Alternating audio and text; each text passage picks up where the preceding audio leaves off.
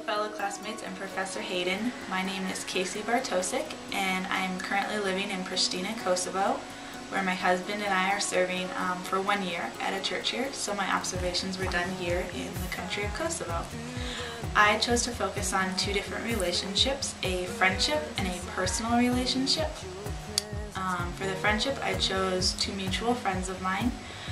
They've been friends for about a month. The first friend, she's Canadian. She's here in Kosovo working for World Vision. She's in her mid-30s.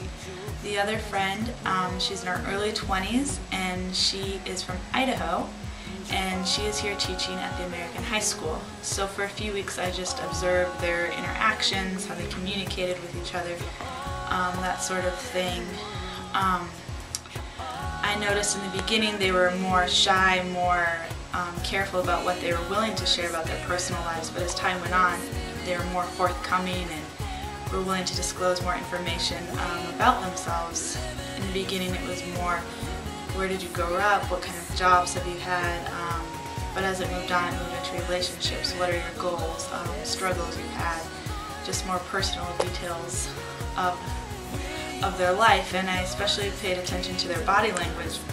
And in the beginning they're very polite to each other, they don't want to bump into each other. If they do, they apologize right away. They give each other a lot of personal space, a lot of head nodding, a lot of affirming, very positive to each other.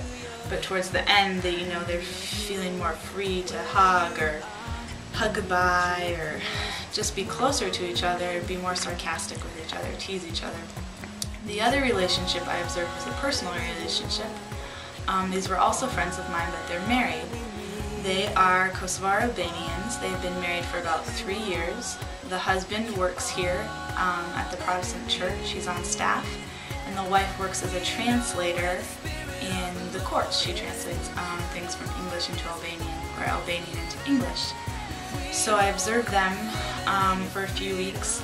And the thing about personal relationship is you can definitely see that there's a deeper understanding of each other from the way they interact, from the easy way they touch each other, from the way they can communicate with a look or maybe even a word, or the tone in which they say each other's name can communicate a message. The most interesting thing I found about observing this relationship, being in the country of Kosovo, it's a traditionally male-dominated culture. It's mostly Muslim culture, and from this comes this male-dominated idea that the man is more important. And even though in the Christian community this idea is not as prevalent, you can still see it. She would defer to her husband. If someone was to address a question to both of them, she would insist that he would answer first. In front of others, if they got into a discussion and it maybe got a little bit heated, she would defer to him again and keep her mouth quiet, and he would be able to get more passionate and use hand gestures and motions towards her in front of others, and she would not retaliate in the same way. So for me that was just interesting to see how their culture affects the way they communicate and how he is the leader. In terms of body language, again with them, it was just interesting to see it's much more personal, and they're much more open and free with how they express themselves in terms of body language, and even a gesture of holding onto his arm and pulling him away lets him know it's time to go, I'm ready to leave. Just a touch, they can communicate a message to each other. The other part of this project that I focused on with the effective listening and interpreting messages, I focused on a conversation that I had with my husband. And when we got into a disagreement about what I'm ready to go means. To me, I'm ready to go meant, I'm ready to go the second we can leave.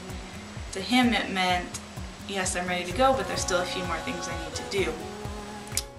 Through this conversation, I noticed that I became so focused on myself that I wasn't really listening to what he was saying when he was explaining to me what he meant.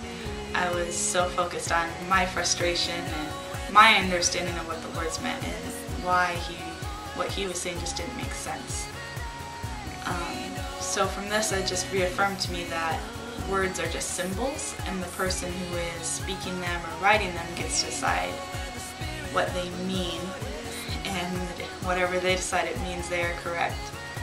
And for me, just to be a better listener and effective listener, to just really hear what he's saying and be able to respond to what he's saying. So I enjoyed these observations. I feel like I learned a lot of interesting insights, especially being in a different culture. Added another element to it that I enjoyed, and implications for my own life. I just feel like I'm understanding more about communication and the different levels and aspects of it, and that there are a lot. I have a greater understanding, I believe, how culture can affect the way you communicate, and just that I have room to grow in different areas of communication, especially effective listening. And I hope you enjoy my PowerPoint, and thank you for your time.